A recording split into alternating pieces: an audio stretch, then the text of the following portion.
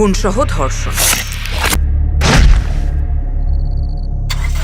ঈদে মুক্তিপ্রাপ্ত এশা মার্ডার কর্মফল কেমন চলছে, কত আয় করলো এবং দর্শকদের প্রতিক্রিয়া কেমন? সুপ্রিয় দর্শক, এই ছবিতে প্রথমবারের মতো পুলিশ কর্মকর্তার চরিত্রে অভিনয় করেছেন আজমেরী হক বাঁধন।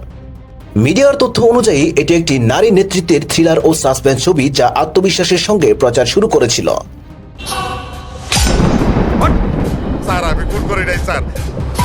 বাঁধন বলছেন, প্রত্যাশার চেয়ে বেশি সাড়া পেয়েছি, যা স্পষ্ট করে যে দর্শকদের মন জয় করতে পেরেছে। মাল্টিপ্লেক্সে দ্বিতীয় দিনে আয় হয়েছে 84.3 হাজার টাকার কাছাকাছি 5টি শো থেকে।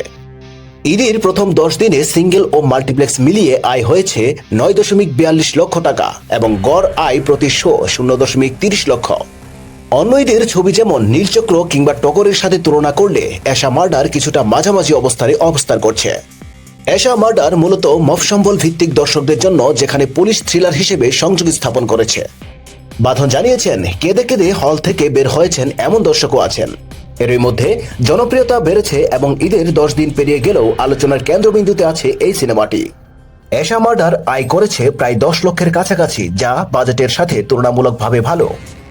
নারী বান্ধব থ্রিলার হিসেবে ছবিটি কিছুটা আলাদা স্বাদ পেয়েছে দর্শকদের কাছে। আপনি কি এটি দেখেছেন? কমেন্টে জানিয়ে দিন ভালো লেগেছে কি না। ভিডিওটি ভালো লাগলে লাইক দিন, সাবস্ক্রাইব করে বেল আইকন চেপে দিন, আর হ্যাঁ, শেয়ার করতে ভুলবেন না।